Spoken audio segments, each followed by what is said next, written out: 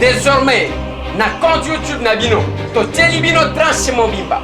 Ozana communiquer, ozana mutoko luka, olindo sala activité, makambo ba pasteur, action, nyonso ndenge ko salema.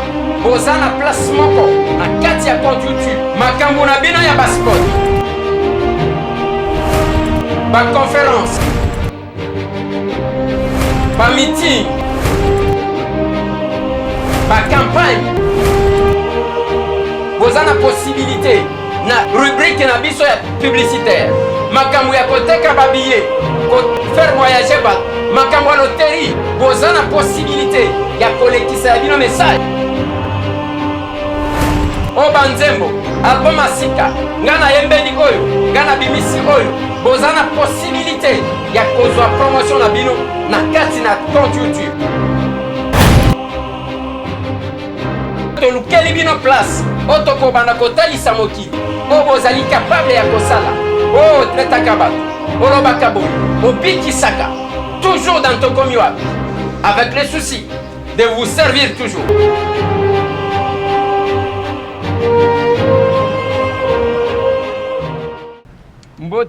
mbote lisusu bandeko na ngai na bandeko oyo ya ngai tokutani ndenge nayebisaka bino ke tosigna contrat entre biso na bino ya kopesanaka oyo tokoki kopesa bino situation ya mboka na bino nini ekoleka na République démocratique du Congo mobimba, pas seulement na Kinshasa. C'est ça la différence. Yango pe tolingaka te tolingi tosala association des journalistes qui luttent contre les mensonges, l'intox, l'okuta, parce que biloko wane vanda trop na presse quinoise, la quinoiserie. Yango toya ko redresser ceinture ya redressement. Au kosi na midi tozongi sio na midi 1 minute. Oyi na biso o finga ou inventer ba makambo tali biso te. Toko kende kuna. Soki toyoki olobi mingi tolobi tata limbisa bango po bayebi mayeba koloba te pe mayeba kosala te. Mbote ndeko. Mbote ndeko Eliezer. Na lingo se présenter yo moko. Yo za nani, kombo nani, oza nani. Oui, ndeko Eliezer kombo na ngai Mirindi Batumiki Nkuba Jean Cyrus nazali congolais. Nali chercheur congolais scientifique na université à Kinshasa.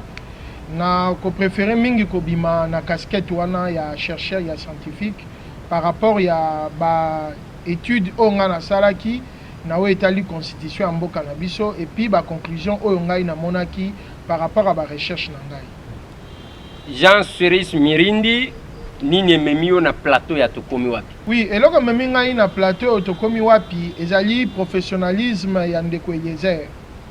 Ayokaki nungu na makambo oyo batu bazoloba pona audio moko ezali kotambola na ba réseaux sociaux lokola azali professionnel abengaki ngai mwana mboka patu na ngai eske makambo tozali koyoka yali ya solo to dali ya lokuta yango wana na baki te ndeko toko solo lango kaka boye na telefone te to ya po bandeko na biso pe ba imboka o bali na poto o bali na Congo na Kinshasa baeba bosolo pona likambo wana esuki pe kaka bongo te esengaki pe bana mboka bayeba ba recherche oyo ndeko Mirindi asalaki ezali ba recherche nini conséquence à ba recherche wana elobi nini po ete esengeli bandeko na biso bayeba bosolo po soki bayebi bosolo bato ya politika bakoya kozwa bango susu babolole te bakotinda bango na liwa te bakokotisa bango na manipulation te nde yango wana nalobi ndeko ezali occasion malamu oyo opesinga po yo lingaka vérité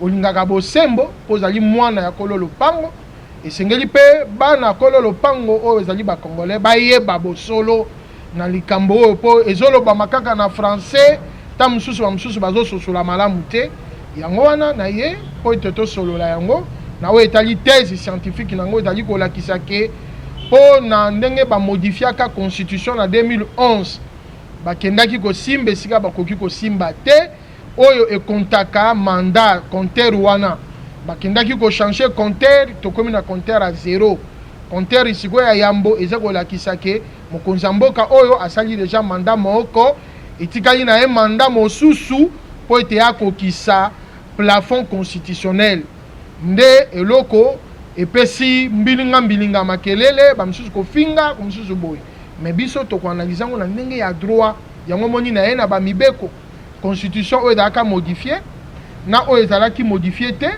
na ye mpe na baarret ya cour constitutionnel oyo ekataki makambo mpona continuité ya chef de l'état actuel na ye mpe na constitution na baarret ebele po ete tosolola na bandeko na lolenge ya science na ndenge ya lopoto na biso ya bakongolais lingala po ete moko na moko asosola manyola tozala lokola baklistu oyo bazalaka lokola ya bere soki moto ateyi azwi bibilia na ye abandi kotala soki makambo moto azali koloba ezali na nzela nde na ino na sepeli na ndenge obengi po ete tosolola likambo yango.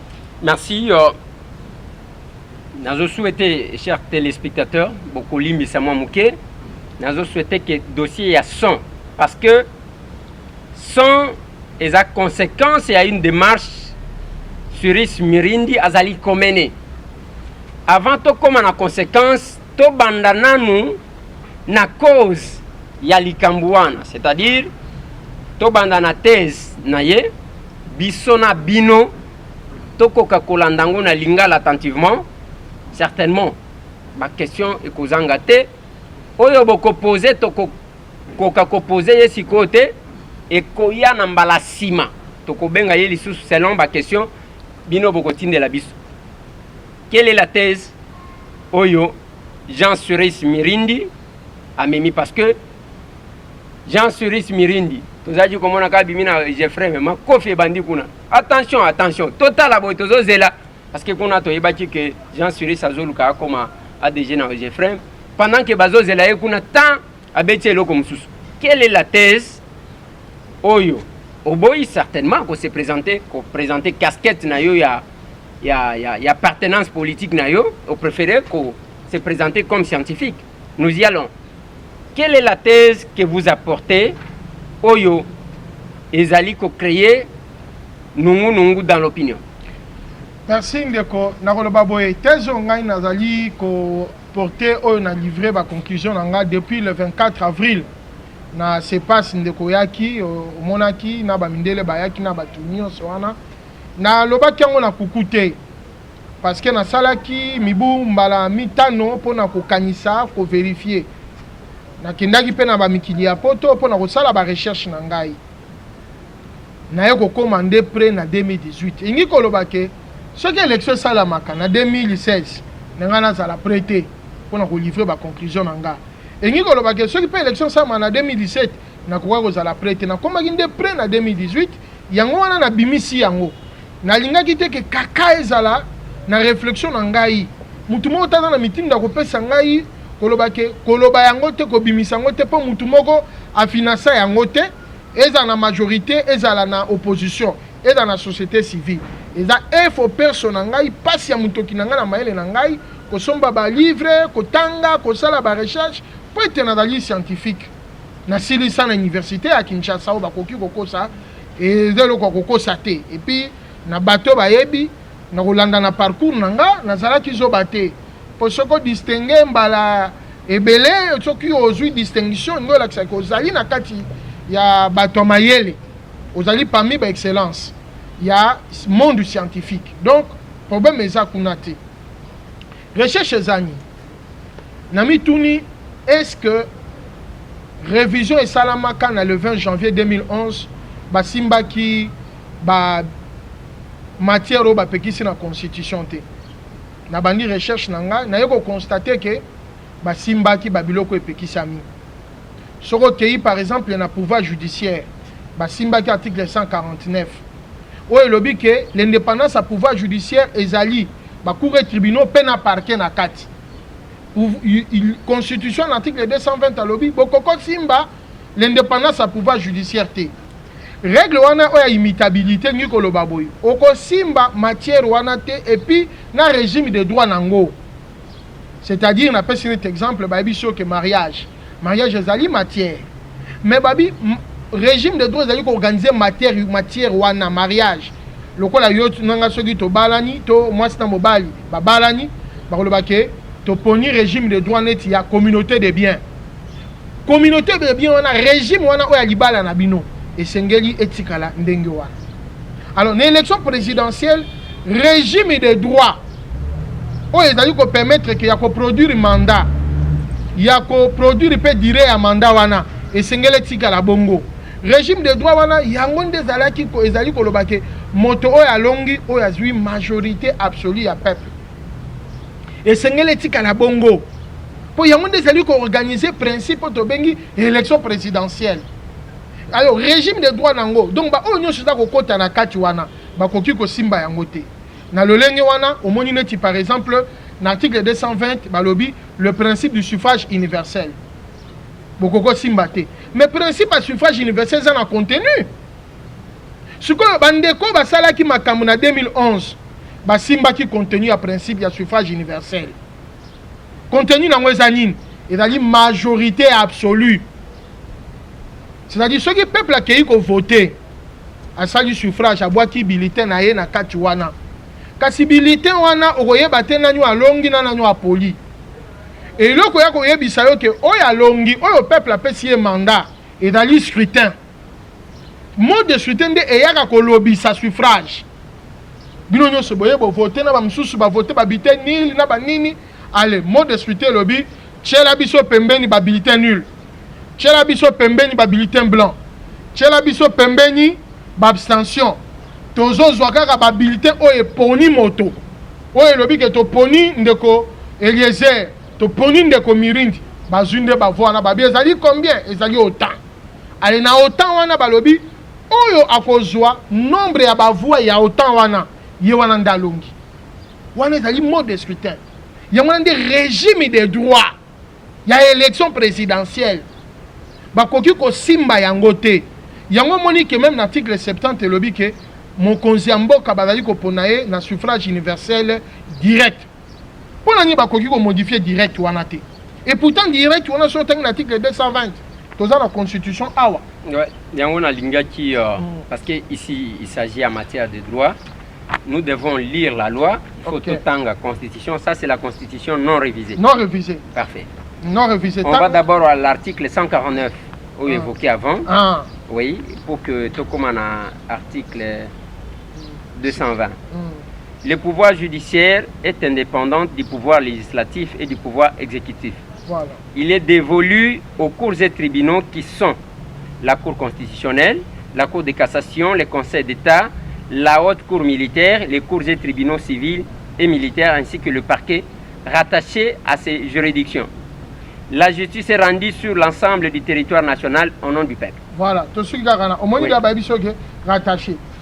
Continuez autant que article 149 modifié au moins le parquet. 149 modifié. Modifié par l'article 1er de la loi numéro 11/00D du 20 janvier 2011 portant révision de certains articles de la Constitution de la République démocratique du Congo. Le pouvoir judiciaire est indépendant du pouvoir législatif et du pouvoir exécutif. Il est dévolu aux cours et tribunaux qui sont la Cour constitutionnelle, la Cour de cassation, le Conseil d'État, la haute cour militaire ainsi que le cours des tribunaux civils et militaires. La justice est rendue au nom de tout ça. Moi, je parquet. Oui. À quel niveau? Balongoli parquet. Oui. Yango tendeko. Oui. Ainsi que le parquet. Zaki na kati ya indépendance à pouvoir judiciaire. Oui. Balongo. Ndo mona parti à moment wana siko ministre de justice. Oui. Akoma ko procureur local la conseiller na ye. Akoko pese mitindo alobi fungula dossier boy. Fungula boy. Non mais ce qui a joué à lobby, moi je pense que c'est en violation de la loi. Parce mais déjà, ce qu'on aussi va changer la loi. Que ce soit la loi modifiée, que ce soit la loi modifiée. Qu'est-ce qu'on dit? Le pouvoir judiciaire est indépendant du pouvoir législatif et du pouvoir exécutif. Bon, yoka papa, tout ce qui est dans contenu. Oui. Contenu oyo, constitution 2006 appelle ça qui? Oui. Il y a indépendance à chaque parquet na kati. Après qui ça qui bino bolongo la parquet, bino va se reconnaître porque longo la parquet. Ce qui est bon, la partie fait besoin d'un référendum et pas peuple. Pouvoir constituant originel. Pouvoir constituant dérivé dans la lingui saté. Il y a qu'au côté de ma cambo indépendance à pouvoir judiciaire. Yemoko, peuple souverain, a lobby que, pour l'indépendance, na lobby que, parquet présent na kata masolo wana. Azan a droit de recevoir l'injonction na bino bata politique. Ba kati cordon ombilical wana. O ezaki ozalake, ezaki neti une autorité, c'est-à-dire parquet azolanda injonction ya ministre de tutelle na ye. Ba kataki yango. Peuple congolais na 2006 na référendum ba bito boyi biloko wana. Pona ni. Po ba tiraki ba leçon négative ya ba implication politique na gestion judiciaire. Alors, quand il y a un nouveau régime, il y a entendement et indépendance, il y a pouvoir judiciaire. Alors que c'est sous même entendement. Oui, mais parfait. Ils sont sous même entendement. Mais wapi disposition et lobby que le parquet est commis sous ordre à ministère et à justice. Papa, quelle est la disposition? Oui. Tanga code de compétences judiciaires. Ouais. Au moment un rapport commis entre le ministre de tutelle et le procureur. Aujourd'hui, le ministre de justice a le droit d'injonction. Ils ont comme nous le on a terrain politique pour le peuple comprendre. Nous avons un terrain scientifique juridique. Au moment où le ministre de la justice a le droit d'injonction. Il y a un ministre parquet fungula enquête. Mais aujourd'hui, le parquet est soumis à une injonction. Mais il garantit que l'injonction au ministre n'a pas ici qui a gagné dans le cours de tribunaux. Au cours de tribunaux, c'est libre. Mais on comprend déjà qu'il y a déjà une passerelle à côté là. Alors que le constituant originel à Boyaki Babiloko, à chaque parquet n'a qu'à Masolo comme faisant partie des éléments constitutifs de l'indépendance du pouvoir judiciaire.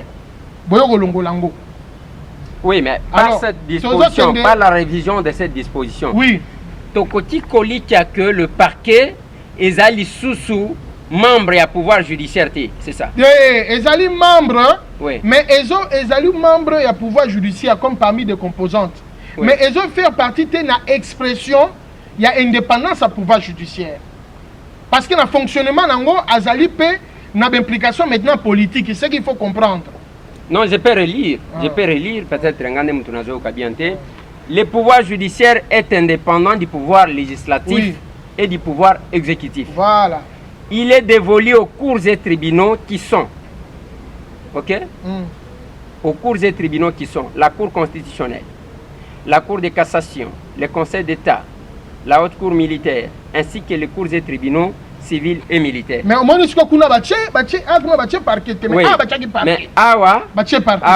on doit relire, c'est pour permettre en même temps aux téléspectateurs de nous suivre. Le pouvoir judiciaire est indépendant du pouvoir législatif et du pouvoir exécutif. Il est dévolu aux cours et tribunaux qui sont la Cour. Il est dévolu aux cours et tribunaux, ok, qui sont la Cour constitutionnelle, la Cour de cassation, le Conseil d'État, la Haute Cour militaire, les cours et tribunaux civils et militaires, ainsi que les parquets rattachés à ces juridictions. Voilà. Ouais. Il est dévolu, oui, entre autres aussi au parquet. Oui. On peut comprendre. Oui.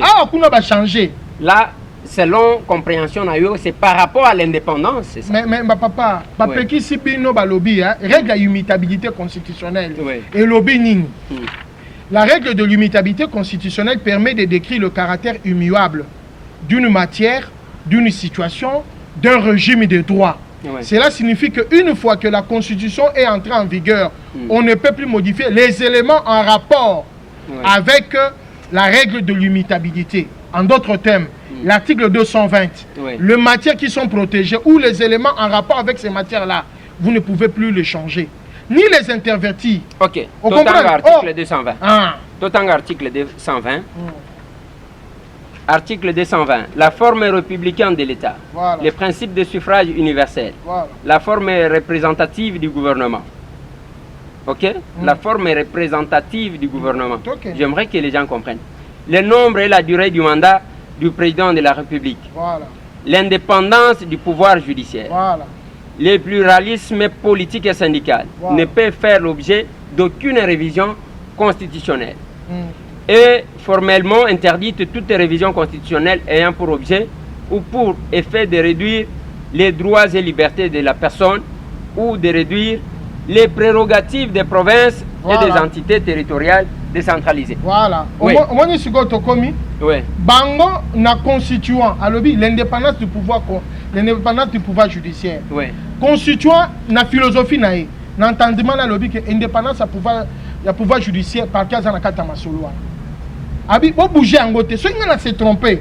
Ngai peuple ndena lingeza la boko. Bino ba je reconnais boza na droit à mon côté. Ya quoi ko corriger makambo ngana bloquer na coffre-fort. Siko bango ba kei ba parlementaire pour bango de pouvoir constituant dérivé. Bango de ba ko adapter. Ba ke quota na domaine est interdit. Parce que matière wana règle il y a immutabilité constitutionnelle et ça les règles zaka partout. Même na non immutabilité de nom ba peki soko changer kombo na yo. Soko juka mirindi batumi ke nkubo cheka mirindi nkubo batumi ke komi mutu mususu. Et comme un régime de droits différents changé. Sauf que même la banque ndeko eleze tambo. Ojuko ko renverser ka kombo na yo ato signer ba ko pesa mbongo te. Ba geza mbongo na yo. Parce que c'est la règle de l'immutabilité de nom. Et ça ndenge moko na matière constitutionnelle ba lobi bon mais katate ko intervertir. Oh te to monaki ke bobo sanaki. Soki to bosanaki botika ka bongo. Boyo zongela pa na biso moko peuple. Soki za na berera ba français, berera ba nini biso moko corriger. Soki sikoyo bo bunginzela constitution a lobby que baza ba délinquant a organiser contrôle to benga contrôle ya constitutionnalité par voie d'exception par voie d'action pour na ko neutraliser toute fraude wana. Parce que ceux qui vont neutraliser ont été fraude commis en vigueur comme une loi normale. Parce que pouvoir constituant dérivé muta délinquant. Délinquant o azali na makamba constitution ezali parlement. Babi parlement bino tout le monde a bino clarté. Parce que nous sommes pas dans l'initiative. L'initiative est dans le gouvernement et que dans le président de la République et que dans le citoyen à travers une pétition. Mais moutaka tarama solo. Na o étali une modification de normes constitutionnelles. Ils allaient parlement. Alors babi parlement en anglais. Ils allaient pouvoir constituant dérivé, c'est-à-dire qu'ils allaient pouvoir limiter. Au côté na ba matière kunate ato moni bere. Sur moni ba bloko moko zo tambolate zonga na biso peuple. Tondima ceux qui ont raison ou pas référendum. Soko meki au sali et le violation de la constitution, fraude à la constitution, il faut tout catayon là. Parce que l'on a changé ma solo, on a dit ceux qui ont changé ou intervertir ma baby. C'est la règle de l'immutabilité. Et ça a un avantage et ça a un inconvénient. Ceux qui ont changé, pas compter changer. Voilà. Cerise Mirindi, le col à disposition en les a touchés. Conséquences ces années. Conséquences, c'est-à-dire que comme il y a un nouveau régime juridique de droit. Oui, alors comme il y a un nouveau régime juridique de droit, et par rapport à ce nouveau régime juridique, il y a un comptage de bandiwana. Il y a des juristes, ils ont un droit. Ils ont un journaliste. Ils ont un koloba, ce qui est solo lokuta. Parce qu'il faut que comme on a moli moi béré. Au moins temps bazoté à partir à alléluia amen à vexé. Ba béré ba ça ni temps doté à bongo bango pe bazu bango mo écriture hein. Ba na vérifier. Pour le law internet est démocratisé science. C'est-à-dire que biloko musonga na ko loba ah yo za d'accord te ko beta kaka na ndako na yo. La règle de immutabilité en droit. Ouh, et bandi ko bimisela yo. O bando yo ka porter nango ba effet nango autant jusqu'à matière constitutionnelle. Ce baby si bino que bon modifier en côté. Et ngelo bani matière nango ba élément nango nyos. Or régime de droit. Il y a élection, il y a président de la République. Et l'article 71. Ouais. Régime de droit, régime électoral, les articles 71. Ouais. Bon mata, bon kita, régime musu se zate o eza ko organiser ndenge nini ya ko pona mokonzi ya mboka. Article 70 et pesibino ndeba principe. Ezo énoncé et lobi botala ndenge nini mokonzi ya mboka sengela za la voter.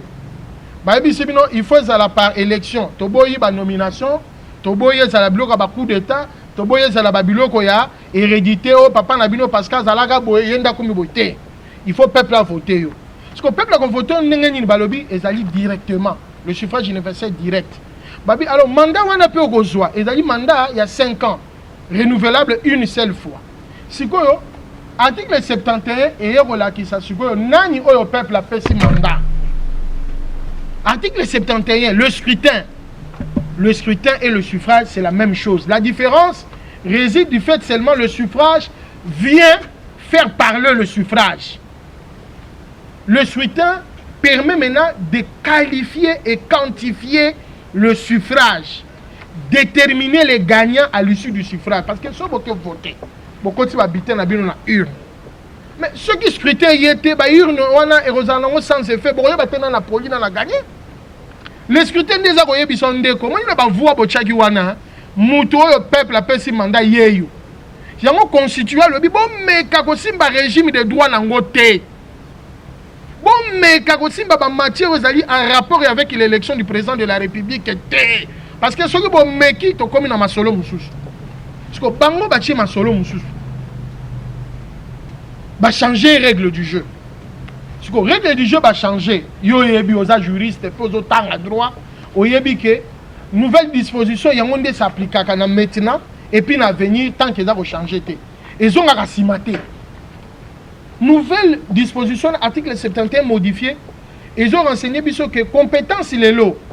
Pour ils ont repéré ça mandat aux président de la République en termes d'expression de souveraineté nationale. Ils ont une majorité simple. Or, et si quand on a une élection, il y a une majorité simple. Et si une deuxième élection à majorité simple pour que Kabila atteindre le plafond constitutionnel.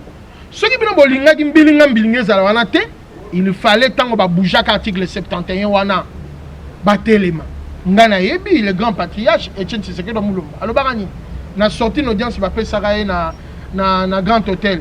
Alors même à demi-tour je veux battre Kabila. Donc ils étaient conscients qu'ils va toucher déjà les règles du jeu. Ils ont critiqué, ils ont changé les règles du jeu, mais ils n'avaient pas saisi la Cour constitutionnelle pour arrêter par voie d'action ou par voie d'exception. Peuple peut accueillir une élection en demi nouveau changement wana. Taux de participation plus de 58%. Il y a l'élection en 2011. Ils ont boycotté adhésion populaire à la nouvelle règle juridique, au nouveau régime électoral du président de la République. Et là, aussi pour ça, la crime pendant 5 ans, 7 ans, en 2011. Mirini ne zoba na bino, yuma na bino, ba ko monela e, pas de sabino ko botala makambo batuna bino ba salara. Ngana bisimo ke bozala très strict na ba député botinda na ba sénateur. Ba ko sabino te za ba opposition na ba majorité, ba tunusu lo ba na majorité, ba na opposition, ba zaki ba artisan. Il y a révision wana. Zelana tozonga awa parce que ngonga na biso zokini. Nous sommes à l'article 70 de la Constitution non révisée. Non, de l'article 70, 71. Je vais arriver, ne vous en faites pas. 70 et Lobiboui. Le président de la République est élu au suffrage universel direct pour un mandat de 5 ans, renouvelable une fois. Ok. À la fin de son mandat, le président de la République reste en fonction jusqu'à l'installation effective du nouveau président élu. Nalingi, vous expliquez qu'est-ce que ça veut dire, cet article-là. Article oui, parce que cet article-là n'a pas été touché. Oui. Ok, oui, et puis c'est au principe. Tant que ce bogoya pour répondre à mon konzamboka, et c'est mon conjoint n'a pas voté, n'a pas peuple. Et ils appellent un suffrage universel direct. Et c'est mon conjoint a ça là mandat à 5 ans renouvelable une seule fois. Et puis si on est là, si quoi est ici au boy, article 220. Et lobby que pour être à la bongo. Et Sengeli régime électoral nango et simba mater. Et Sengeli peut ba principe wana et simba mater. Si tel est le cas, Suris Mirindi, si tel est le cas, lecture wana sala, finalement, le plus grand tricheur c'est Joseph Kabila. Dans le sens que même ceux qui osent attaquer les parlementaires, qui a d'abord la majorité au sein de ces parlements-là? C'est la question. Qui donne l'ordre de rencontre Nabino ya Kingakati? Conséquence n'angwezani. Zela kasi nazo tunayo. Atasoki oboyi tokoya makambo ya son awo. Nasuka. Alors, nani azana majorité na kati ya parlement wana et simba ba disposition aux autres de créer les lots. Deuxièmement, ce qui token article 220 aux Olobela. Il n'y a pas que ça qui est touché. S'il faut peut-être qu'on réfléchisse dans Ndengwana. Donc, Maponomi. Balobi boy. La forme républicaine, c'est l'article 220. Biloko ango bacha coffre yangwana. Coffre fort. Tozo fongola. Tozana kacha coffre fort bandekona ngaboyoka. La forme républicaine de l'État. Les principes du suffrage universel. La forme représentative du gouvernement. forme représentative du gouvernement wana ezoluka nini ezoluka ke batu nyonso bazala représenter na kati ya gouvernement. Je pense que c'est ça. Tolongwe kuna le nombre et la durée du mandat du président de la République au balobi 5 ans renouvelables une fois. Nde tozana kati ya coffre non? L'indépendance du pouvoir judiciaire. Oyo uti kolobela. Le pluralisme politique et syndical. Ezana kati ya coffre. Ne peuvent faire l'objet d'aucune révision constitutionnelle. Bazo Kita est formellement interdite toute révision constitutionnelle ayant pour objet ou pour effet de réduire les droits et libertés de la personne. Les droits et libertés de la personne. Tokokoma Ao. Ou de réduire les prérogatives des provinces et des entités. Prérogatives et des entités territoriales décentralisées. Les lotosa, ceux qui n'ont pas province, combien les assemblées provinciales Bakanga, ils n'ont plus droit ya koloba eloko na gouverneur. Si tel est le cas, na wana tozana coffre fort. Si tel est le cas, pona nini yozo lobela kaka makambu ya ko se représenter ya Joseph Kabila qui a sa majorité au Parlement, qui a ouvert de manière frauduleuse les coffres forts. Ozomona teke yomoko yeko funda Joseph Kabila auprès du peuple congolais que a fongola na kuzu coffre fort bino bochama kam. Bon, na ko répondre yo boy hein. Constitution oyo et ebisi yo que Kabila za irresponsable politiquement. Ce qui yo ozana article la constitution et yo que Kabila za azali responsable politiquement. Pesangango. Ngana yebi que mutu azali responsable politiquement ezali gouvernement. Yangwana bakoki ko kweisaye na nani ya censure, na motion de défiance, tout ça. Même ba ministre. Ce qu'on moni même sans sa contrestant ministériel, et ça la même il y a contrestant, il y a premier ministre. C'est pour rendre le premier ministre responsable de certains actes que pose le chef de l'État. Ouais. Le chef de l'État est responsable des actes que lui il pose.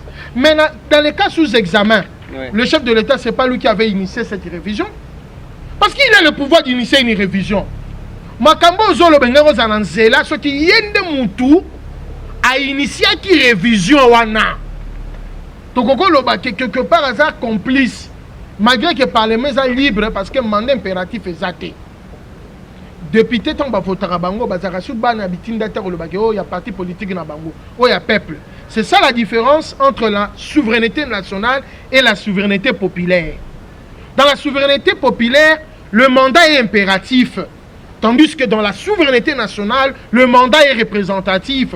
Et à ce sens-là, le député ou les sénateurs peuvent prendre des opinions qui ne vont pas dans le sens de gens qui les ont élus, mais pour l'intérêt général, pour le futur. Donc, c'est pour vous dire que, awa, na question zolo babwe, Kabila Batazana est innocent. Il n'y a pas là qui est victime de la batunions. Bah, je reconnais, il y a parlement. Nabo yebi na bango, bazaki pe, au moins du congrès. Congrès, tant babi que pour adopter une norme constitutionnelle, babi congrès, tala, l'article zolo ba combien de nombres bazanango. Nombre wana, ba majorité bazalaki na côté. Donc, bana mai musu sur opposition ba kota ki masolo. Pour faire passer révision constitutionnelle wana. C'est un problème où ils ont se retrouvé. Et à niveau responsabilité zali partagée. Majorité, opposition institutionnelle, même na peuple. Parce que et là on n'empêche que l'opposition va saisir la cour. Quelle cour? La cour constitutionnelle, la cour suprême. C'est là. Papa, ceux qui te yo kaningana yo tiawa, o sepelo sepelate et lo ko kabula bison de ko bazi, ende ko piton de ko non, na kanisi tango dans sa émission na RLTV, l'émission 4 vérités, o yebinga na banda o bitumba de pikala. OK. Mais na biso ke ndeko Eliezer, ceux qui te yo kanitenga na yo. Tu soignes le bio, on a la raison, on a la raison, on a la justice. Ok. Vous comprenez? Oui. Mais il faut que la justice, c'est ça être républicain. D'accord. L'état de droit, on est tout le monde, majorité opposition. Société civile, on doit soumis à la règle du droit. Ceux qui y a des problèmes là-bas, tu as amélioré là-bas, mais nous devons éviter la justice privée, éviter tout ça, nous devons être soumis. Or, on a droit. Et puis, si on dit ça, que ce que nani loi moko boy disposition moko boy eza nyemele ezali na ndenge moko elobwanani te na ndenge ya constitution oza na droit ya okende koyebisa bajuge nazo suspecte loi wana botalelanga so batali bamoni ke oza na raison bakoekarte yango. Cerise Mirindi ngai nazomona neti oye korevese Joseph Kabila awa bon wana eza guna yo mais ngai na biso ke soki na yo téléspectateur bazolanda te soki na yo korevese ye cité nazotuna oyo ka ke oye korevese tricherie ya Joseph Kabila na ndenge nini ya liboso constitution tosimbi bandeko elobi garant ya bon fonctionnement des institutions ezanani Joseph Kabila actuellement en tant que chef de l'État.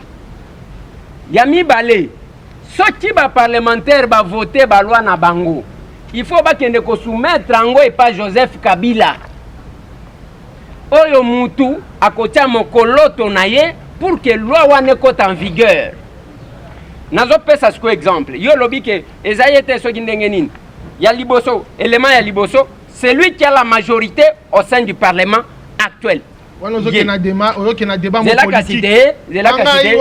oui, non, c'est scientifique, Cyril. Oui, mais je t'ai répondu scientifiquement. Oui, c'est scientifique. Il est irresponsable au regard de notre constitution. Attendez, moi aussi je parle au regard de cette constitution. Ok, je veux vous répondre. Deuxième élément. Exemple, nazo pesa. Cerise Mirindi azongi na ndaku na ye. Azana mwasi, azana bana. Yende garant, yende patron ya ndaku. Apesa akuti bazwi kiti batie likolo a mesa salon. Ye avandi na ye baye bazweli ye fufu batie le likolo a kiti wana bandi kola. C'est que Cerise ye mutu apesa ki d'une manière ou d'une autre instruction pas mama tia kiti likolo ya mesa c'est que ye moko andimi yango. Eza koloba nini? Ozomona te que Joseph Kabila en acceptant de poser sa signature parce que la signature qui est sur cette constitution eza ba député te, eza ya Robin te, eza ya bato opposition te, eza ya Joseph Kabila mukanda oyo les signateurs yango oyo eza la oyo révisé comme non révisé bato combien ba signa yango Joseph Kabila nde mutu a signa mukanda oyo tozana yango. Bon ozomona te ke ye kombo eza moko Joseph Kabila ozomona te ke oye korevese la tricherie de Joseph Kabila qui ne veut pas quitter le pouvoir. Ah, papa, et là, on a dit que voilà, ma compréhension, parce que dans la même constitution, et puis si Joseph Kabila ndingi sate, il y a que bloquer loi constitutionnelle. Tout ça, tanga yango. Mais ça, on a tanga pour comprendre. Aza s'inventer, hein? Aza moutoua roye ba nyon sauté. Ouais. Donc, ouais. Bo là, ça y est, il va bêter na nina binoana. Dans article 160. Article 160. 160 et pas 162. Oui. Tu as dit 160, hein? Oui. La Cour constitutionnelle est chargée du contrôle de la constitutionnalité des lois et des actes ayant force de loi. Les lois organiques avant leur promulgation et les règlements intérieurs de chambres parlementaires et du Congrès, de la Commission électorale nationale indépendante ainsi que du Conseil supérieur de l'audiovisuel, de la communication avant leur mise en application doivent être soumis à la Cour constitutionnelle qui se prononce sur leur conformité à la Constitution. Au même fin d'examen de la constitutionnalité, les lois peuvent être déférées à la Cour constitutionnelle avant leur promulgation par le président de la République, le Premier ministre, le président de l'Assemblée nationale, le président du Sénat ou le 10e des députés ou des sénateurs. La Cour constitutionnelle statue dans le délai de 30 jours, toutefois à la demande du gouvernement, s'il y a urgence, ce délai est ramené à 8 jours. Awa ba lobi bien. Ba pesio ba loi oyo, chef de l'État avant promulguer, il faut à côté sango dans le laboratoire et examen. La Cour constitutionnelle va vérifier. Oui. Ce qui est allé conforme ou pas. Mais ba loi on sous ordinaire. To ba loi même constitutionnelle. Ba pesio ningi sate. C'est-à-dire que ce qui est akoki mbala moko ko promulguer yango soki ye aboni mabe moko te na loi wana balobi ke premier ministre akoki ko saisir cour constitutionnelle président ko promulguer na tenga na moni neti lokwa époque na zaki palu ba muzito bana ba ngana moni neti ke article 71 ba changer on ko za na mwa kokoso on yo muzito akoki ko sala ngo kwa zaki na masolo na 2011 yim zaki premier ministre akoki ko sala ngo le ko ma ba tribune bani. Donc, à Kougaï, na époque wana ndeko mususu ya Sénat président Sénat ayebi droit ko na moni neti article na za mo mobulu te ko bimisango nanu te a saisir cour ba pesi ndingisa wana même président ya Assemblée nationale même le 1/10 ya ba membre c'est-à-dire ba député à MLC ini na ba tutu wana ba ko saisir cour avant même promulgation d'accord devoir ya Kabila te na sika na balobi ke bino tout boza na droit ceux qui ont à moniter yo moni sungal république ceux qui ont monaki te lisumu neza wapi parce que l'état lobi ke okoki ko yeba nyonso te yango na ba faire assister yo na premier ministre na président du Sénat na président ya Assemblée nationale na 1/10 ya ba député nationaux to ya ba sénateur pour l'intérêt ya mboka à part ça babi bo so bino nyonso pe bo monaki te président de la République a promulgué Borango. Tant que vous allez en procès, ceux qui ont moni ba piquer le loi moko boye oyo suspectant que d'un constitutionnel dénoncé yango. Avant juge atel annonce dans la raison ou pas à go examiner d'abord fond. Ndeko Vital Kamerhe yende mta memara bino na contentieux électoral il y a 2011. Agaï na droit avant même qu'il y a bando brandir ceux qui ba PV à mon avis que il y avait fraude ou quoi, il y a soulevé article 1er ou article 71 ou modifié est inconstitutionnel parce que Jean Sérès Mirindi. à partir du moment où on a la cour constitutionnelle n'a pas le local mais à dénoncer à monter à saisir la cour est moni parce que cour a ébarné hein au même juge n'est pas mais bapesa bango ndingisa babi okokotela mutu moko te ata yo yebi ke mutu na za na raison mais azo yeba ndenge ya kopesa raison na te sinon to ko bima partiel tika mutu ayela yo ba droit na ye ale yo examiner opesa raison so mutu ba bungi rumba ozotala. OK, Jean Sérès Mirindi, je pense que émission est kozala na suite nango parce que bazo la kisanga que émission ngonga na biso esili mais communauté qui il faut que parce que vous avez Joseph Kabila. Jean Sérès Mirindi, aux juristes, quelle est la valeur de la signature en tant que juriste? Valeur et la signature sur un document des accords avant que tout comme peut-être na question ya souka. Signature ngelo baké au kotisi masolo anondimi ke iyo makambane za la bongo. Oui. Donc, Moutou a signé un document où il y a Joseph Kabila. C'est-à-dire, Joseph Kabila a reconnu avoir fraudé. Non, c'est quoi ils ont souffré parce que le cour constitutionnel a sandimi makambango. Oui. Nous avons déjà jugement que Kabila a élu na premier tour. Oui. Na majorité simple. Ndenge cour a sa bêta arène na zana ngwawa. Il y a élection présidentielle en 2011. Comment on a dit qu'on a dit na arène na été que na rolobabo. Et ngi rolobabo na droit parce que yo peut aussi ça la droit. Ngi rolobabo. Il y a d'autres irrégularités, d'autres violations de la loi ou de la constitution qu'on soulève in illi militis avant que le juge puisse se prononcer. Avant la promulgation, après la promulgation, mais une fois que vous êtes devant le juge, pour le juge, vous avez un ceux qui sont soulevés en temps, le juge a ça 4 solo.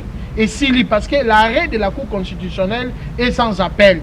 Pour le moment, c'est devenu une norme. Et comme un nouveau régime juridique. Okay. Et comme un nouveau régime juridique, la seule solution, le bac est révision sur la constitution et annuler article wana bozonga na nini initial.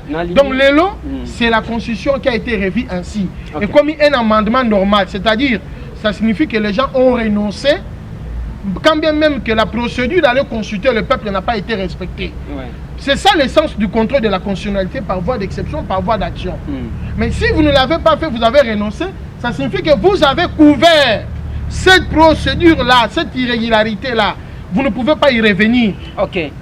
Jean Sérès Mirindi, ngana lingi tokenda kana ba moi exemple amike tozo kota makambo audio déjà mais une petite question avant que tokoya kozonga na yo pour na thèse na yo lokola ozo défendre ngo mordicus eza malam tozana ndako nokani ke bon tokobanda lokola ndako na biso eza muke tokobanda bato mibale bakoti balie soki basilisi babimi bamususu pe balie et puis kolia il faut kolia mbala mibale. OK? Yo olie donc ceux qui olie fufu na simanango olie moi raisin obimi. Mais oye ka ko changer pendant que bozoli abaye balongoli mesa. Yo lobi ke lokola biso ya liboso principe zaki ake il faut tolia na mesa lokola balongoli mesa il faut ngana zongela kolia parce que oya batie na se ezo kontete. Oya mesa wana ezo kontete lokola balongoli mesa, c'est ça. Bon, on a répondre au Karana. Non, on peut ces exemples. Bon, on a fait exemple, gars. Ok, il a fait. Na fait, il y a un lobby, Moutino, ça a droit, il y a un jus miti fruit. Oui. Des fois. Oui. Hein? Tu as droit de mettre le moko identique des fois. Oui. Ok, pour la première fois, on met le jus miti fruit. Il y a un jus d'orange, il y a un avocat, il y a un fruit et belé. On met le. Dans le deuxième service, on a un jus miti fruit et ça. Oui. Au coup de jus d'orange, bon, en attendant, on a mis le même jus d'orange. Est-ce que on met là du jus multifruit des fois? Oh, on consomme des fois. Il faut consommer du logo et d'aller identique chimiquement. Et d'aller jouer d'aller multifruit. Orange tout il faut dans moro. Voilà. OK, na to tout nos gars. OK. On met là du jus multifruit des fois to nengeni. Exemple là yezo kanga yo moko ya. OK, yezo kanga ndeyo. Pendant relation moi na mai atikali na jus moko ya multifruit. Le open il y a orange atikali na moko.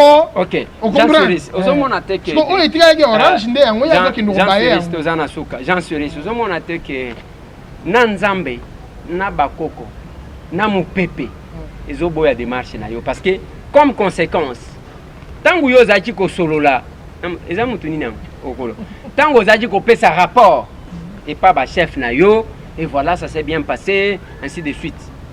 Est-ce que oyebi par quel miracle entretien na yo wana eye kobima pour que mokili mobimba eyeba démarche diabolique oyo ozali komene? Bon, ngala oyebisa yo ha. Eza bakoko, eza banani baleki Yesu Kristo te. Ngala salara na Yesu Kristo. Jésus-Christ de Nazareth. Elonya osala na Yesu Kristo. Eza koboma mboka na yo. Na une lecture erronée. D'abord sur le plan spirituel. Une lecture scientifique erronée. C'est ça Yesu Kristo. Ngana pesi identité na spirituelle. Ouais. Ozolanda, eza identité na spirituelle na pesi yo. Nzambo apesaka inspiration na ba Daniel na ba Joseph akufate. Nzambo anande mutakambaranga. Donc pour le biso que eza eloko wana te. Mais comme on dit là où il y a Dieu, le diable est à côté. Satan zali, ce que yon di maranzambe faut pas que Satan zali. Mais ça ba force du diable. Non. Oui, bah monter s'il vous plaît. La force du diable. Attends, je vais bien me poser la question. Je vais te dire la constitution. Olanda ki audio wana toté. Ceux qui Holandiango, ils sont identiques.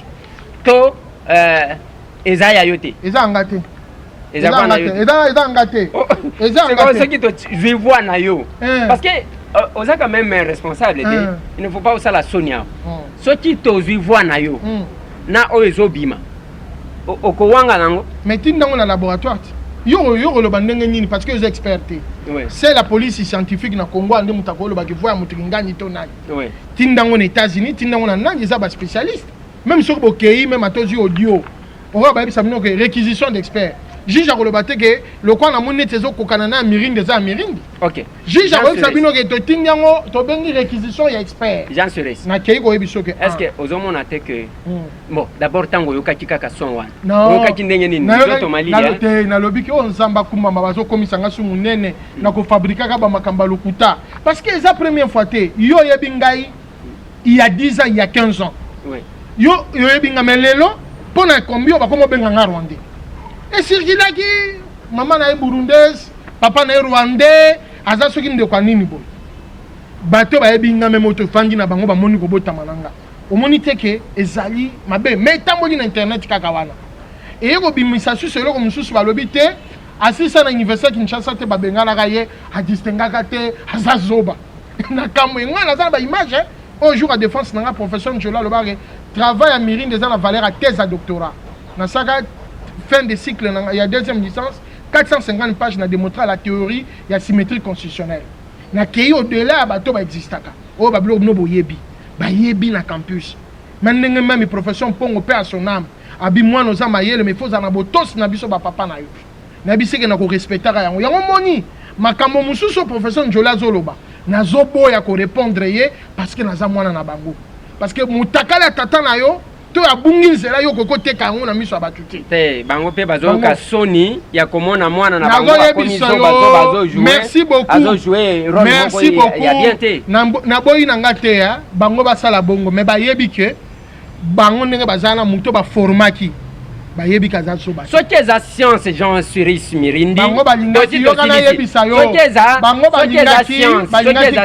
balingaki ya balingaki ke nabimisa ba conclusion wana te lelo balingaki que nabimisa ngo na 2020 na 2019 nga na bisi vie moment oyo ekomi oyo il faut ba idée na nga ebima parce que soki ba élection ça en 2016 nangona ça l'a prêté Jean Suris en 2017 Jean Suris to déborder s'il vous plaît nga na lobi boye soki eza une démarche scientifique bongo rapport ozalaki kopesa pona nini awo lobby il ne faut pas qu'il y ait une émission tokomi wapi koko sabatoire awo lobby que ezabe fort na yo mutoki na yo mutu moko ta finança mais le rapport oyo ezana audio oyo ozaki kopesa ngo pona nini kana cadre de collaboration mais yo kana yebisa yo ndeko na ngai o monyo ezaba mitunda moko na omona un yebisa yo que eloko na eza faux eza montage na bandi d'abord pour avant de répondre yo article 31 et lobby bo parce que tant bino bozo tuna mituna il faut que vitabo da complice au ntobo péché et lobby bo toute personne a droit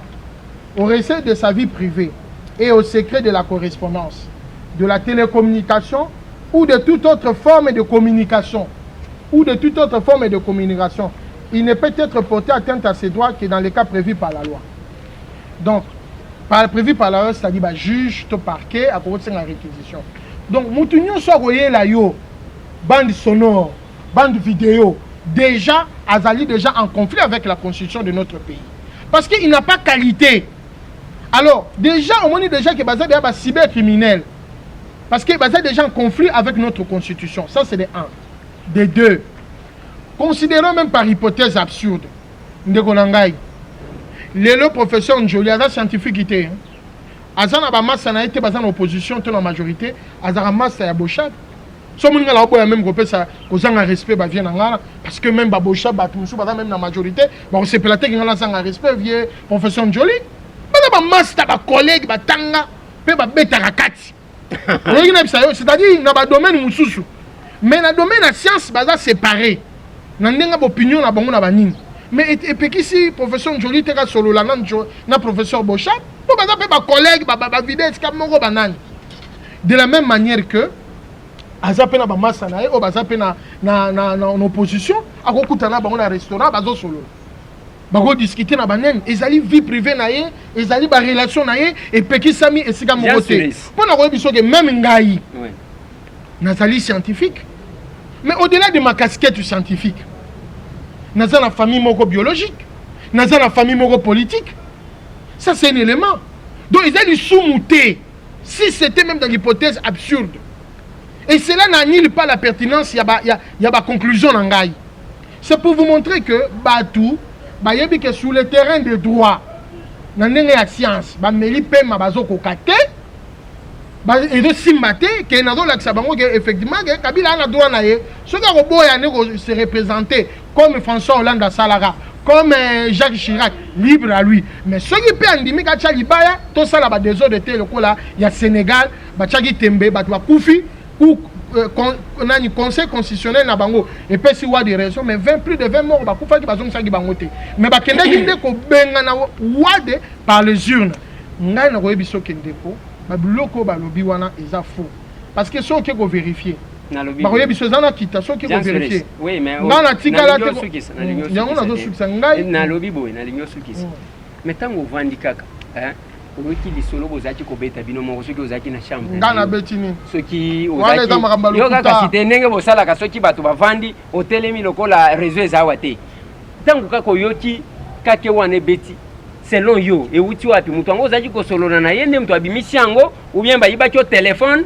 bazwi place wana ou bien baservice na bino moko baza contre bao batiaka bato sur écoute baza contre démarche na yo nde piqué loko wana batieli ba congolais pour na sauver république elonga na koyebisa ba sauver république na ndenge ni peu vérité makambo et le bami même na audio wana est-ce que ngai na makambo na zolo bana koze loko moko ya kobomba to kindira ba besoin ba congolais ba zo bate zo audio wana tanga yango de A à Z lobake makambo to tuko yoka na audio wana to tuko yoka ngote ko mirinda ça lobi yango boye si nazo démontrer que si ba simba déjà article 220 avant couteau na monisco nde ba yebisa que to boyi désordre et loko tozo boyi ezake désordre bim s'il vous plaît papa nde tozo banga nous sommes d'accord na yo et loko tozo banga za désordre bim c'est ça ngana yebisio boye omoni bato ba monter loko wana ozolanda te clip ya président français Emmanuel Macron. Mirindi soit comme Emmanuel Macron sur le plan scientifique na Congo. Et c'est normal pe basa le langa bablo kwa bongo. Parce que Emmanuel Macron est président d'exercice basali ni clip moko vidéo ya kolobake a démissionné, a abdiqué, bazo la tsango nyos ozo ka voix pena ya président français azo bane longi na ye papa technologie comme musika. Ceux qui oyebe omona kango te yebisanga. Mais oh le lo so retourni ngata na landa ki ngona oh na bengi ndeko na ngata na France na bi oh nani Emmanuel Macron démissionné bino mirindi on te dit encore des histoires na kotinga moko na ba TV5 na mani na bi information exacte mais soko landi au mona pena ki oh population ba kei kuna gouvernement de transition nyos ezani bazali contre politique salvatrice na o ya moni na ndenge na ye pour en faire développer France otali caméra pour na soka pona lilo opesa message na ba congolais ba kolanda yo na Kinshasa bao bazolanda yo à travers toute la République démocratique du Congo pe bao bazolanda yo libanda na lingi ozana moins d'une minute s'il vous plaît opesa moi synthèse wana sur l'audio et sur l'objet à démarche na yo. Oui, na lobi pour la démarche nanga na lingi ke bande ko nanga ba congolais baeba ke chef de l'état actuel azana mba même droit ke bango to boya discrimination pas exclusion ya onde mema mobulu na mboka na biso tous ont expérience à peuple sénégalais ba monaki ki a solo pour na bango pour conseil constitutionnel monaki ki Abdoulaye Wade a raison ba s'organiser pour na robengana ye na ndenga ba élection mais à l'entretemps ba tusi ba kufaki tous ont expérience oyo sami ba rare histoire et seigneur biso ba rare ba tumusu pour être abiso question à lelo ezali ke constitution zaki amendé ndenge ba changeaka article 71 wana et même qui comptait à 0 ndenge pe ba modifier par article 110 pour ezaki ko peksa ba député que ceux qui ba komi ba ministre ba zonga ba député lisusu mais tant ba modifier lelo ba koma ko zonga ezali changement tout le monde ezo sala pasi mais été abiso pombala sima bato to rotinda na parlement to yeba ke to zala bato ba ba responsable oyo ba koyeba ke chaque acte zo poser lobi koki ko memela biso kokoso na kati ya mboka pona likambo ya audio na koloba bande ko na ngai omoni na mokolo lelo ba pesi ngai ba qualificatif rwandais tout ça makambo ebele eza lokuta omoni soki mutazali ko matato lobi vérité na ya science ba koya ko kosele ba makambo ngana tikala jamais ko zala reçu na directeur à droit de l'homme ya section ya Monisco mais ko ya mama na batu bakoko benga ngai eza na ba chancellerie na koko ya mama na bango mais oya kolobake bayambaki ngana esika bo pa mutu boy lokute se koti na kati soki lokute se koti na kati na koki kondimelo ko moko te oyo déjà na moni na kati wana ba contre vérité zali po bato ba fabriquer lokuta wana o ba chepe na bandamba ba vérité ba yebi biti nino bazoluka ngai na koki ko kota na piège wana te nini wana ezali lokuta ezali bato yo bakoko zala ta mususu na opposition na majorité na Monisco ezaka ba enquête ndeko ko déterminer po omoni que ne part et d'autre bato mususu bazolinga ba extrémisme bazolinga te ke kimi ezala mais ngai na ko bimisa tesi na ngai na ko yebisa bandeko na ngai na lingi ke kimi ezala na mboka na biso to préserver démocratie na biso na état de droit na biso nazali disposé chaque fois que soki mitune ezali ya ko répondre po ete bosolo nde bikisaka ngai na ko forcer bato bandima makamu na ngai te bosolo kako eza na makamu na ngai wana nde kondimisa bato mais na kosenga na bandeko na ngai mingi koleka baza na comportement ya babere ndenge babible lobi bazala bato bazali ko vérifier ba makambu bayoka te ka professeur les chrétiens de Béré, yo zaki oyebi Bible. Po bino pe bozana ba beret rouge boti na paroisse. Wana zali ba image oyo bango bazo sala pona olakisa détermination na bango. Ngelo bateke ko boma bana to linga mboka na biso. Tango bakangaki okuna na bebana na batu mususu. Na WhatsApp na ba message na ba appel. Pona nini? Parce que na yebi ko zo sala la Congo. Tokoki koyoka na te na makamu mususu mais musalo do sala la pe Congo. Pourtant, on a besoin de Coco Son, Jeffrey Banan, basala ki ke mutwana ke. On a besoin de message. eza bino oyo te na futa différente. Il faut tolinga Congo mon cher. Il faut pas yope bisaka batu wana batika mirindi kimia. Na globi mamba bo solo to revêter. Soki bino bo monique chef de l'état actuel aza juste na makoki te akokamba mboka bo s'organiser bo présenter candidat moko bo ke ko battre na urne. Mais bo mboka na biso te parce que yepe aza congolais lokola biso tout. Aza ba même droit lokola biso tout. Soki to kotisi discrimination to yebite sike ko mema biso. Merci Jean Suris Mirindi. Merci aussi Bandeko Valandi. Yabiso Musala ezalaka owan. Boebi lelo batu baso panake belé na ba réseaux sociaux.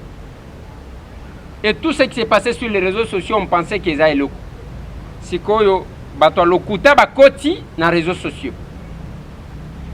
Bamsusu pe bazo lié la mbongo na biloko wa réseaux sociaux. Yango na lobaki na bino que leki na moko ya mwasi ya presse alobi na ndeko Eliezer nazana jeune moko na futaka $250 parce que ya kotela kanga ba vie ebele dès que tia bandi ko finga batu tala kolanda na lobi voilà ce que nous mais le kola na moni batu ebele botindelinga audio one tozana Kinshasa Suris Mirindi azaliao na mituni na leka na banda ko inventer na banda ko commenter parce que y a des gens balobi lobela yango na lobite hein na kolobela yango te il faut na benga mukolo likambu na tuna yemi tuna binobo juger. Voilà la responsabilité. Voilà aussi le professionnalisme. Bisoto commenter journaliste, association des journalistes qui luttent contre le mensonge. Biso batambo to ko sala yango. Boko finga boko sala nyonso za éducation na bino bozali ko étaler. Yango bande konanga to beta kama solo balabala tenenge na lobaka na bino soki bomoni mutu na plateau na biso te boyeba ke yemo kwa ndimite Jean Suris Mirindi à part qui scientifique na ye aza mutu ape perdre to yambie na plateau ya tokomi wapi mutu akima ka plateau oyo aza mutu azali ko se reprocher mutu aza na argumenter akotima lelo débat ekotika la na banda kona bino alobi ya solo alobi lokuta thèse na ye za malamu to za mabe ya biso musala to sali yango wana en tant que mwana mukolo lupango en tant que journaliste. Merci bande konangai botika la brancher parce que zakaka musala. Merci aussi pour na disponibilité na yo ndenge oye na bureau na biso awa bobo sanate ko kanisa pasteur bwana oyo ya lingala fasi oyo akoluka lisungi pambate tozela kaka pona ko déposer ba gerbe de fleurs te kolata bilamba mwindu na ba lunette ba forme kuna tokomaka ba sapeur mais tokotipe ko sunga moto pendant qu'il est en vie. Merci bande konanga botika la brancher débat et tikali na banda konabino à vous les claviers. Merci.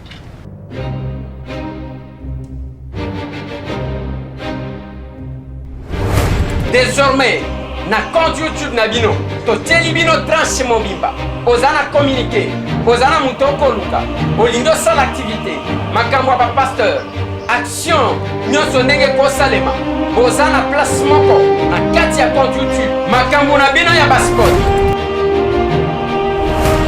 ba conférence ba meeting ba campagne bozana possibilité na rubrique na biso ya publicitaire makambo ya koteka ba billet ko faire voyager ba makambo loterie bozana possibilité ya kolekisa ya bino message o banzembo album asika ngana yembeli oyo ngana bimisi oyo bozana possibilité ya kozwa promotion na bino na kati na compte YouTube to lukeli bino place otoko bana kotalisa mokili o bozali capable ya kosala o tretaka bato olobaka boye obikisaka toujours dans Tokomi wapi avec le souci de vous servir toujours.